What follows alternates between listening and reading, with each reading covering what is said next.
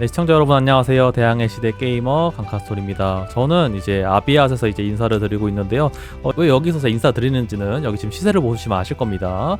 대유행이 아님에도 불구하고 이 리아쿠르라는 이 교육품의 가격이 27만 두카트를 지금 유지하고 있는데요. 다른 곳을 보시면은 7만 두카트 그죠? 아비앗 같은 경우에는 조미료 우대 지역도 아니고 리아쿠르를 이제 독보적으로 우대준 지역이 아님에도 불구하고 뜬금없이 시세가 332%를 지금 보여주고 있습니다. 일단은 이게 왜 나오는지에 대해서는 제가 먼저 교육품 판 다음에 여러분들께 좀 설명드리도록 하겠습니다. 참고로 지금 밤 12시여가지고 제가 좀 캠을 안 키고 여러분들께 좀 말씀을 드리고 있어요. 그건 좀 이해를 좀 해주시고요. 일단 결론부터 말씀드리자면은 이게 대유행의 잠불이라는 개념이에요. 예를 들어서 여기 왼쪽 하단 보시면 지금 밤 12시 이렇게 돼 있는데 아무튼 이런 상황에서 정확히 한 오후 11시 10분쯤에 아비앗이란 지역에서 대유행이 발생을 했습니다. 그래가지고 이 대유행이 끝났어요. 끝난 다음에 이제 1시간 뒤에 이제 아비앗에서 이런 잠불이라는 개념으로 대유행 기준 가격이 유지가 되는 겁니다.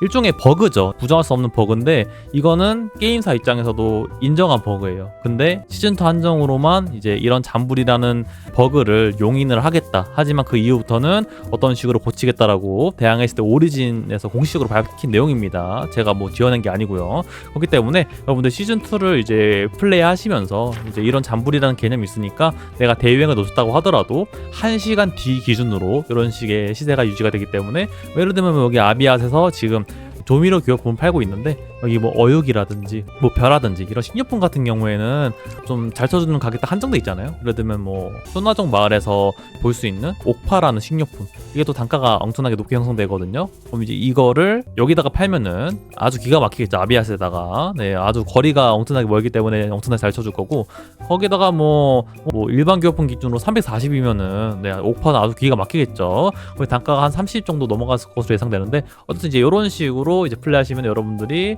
고네파 지역에 안 가도 좀 약간 머리 써가지고 이제 플레이가 가능하고요. 이런 머리 쓰는 플레이는 또 어떤 식으로 여러분들이 또 할 수 있느냐, 뭐 자세한 내용은 뭐 상에 들어가시거나 하는 게 어떻게 보면 가장 지적적인 방법이긴 한데요.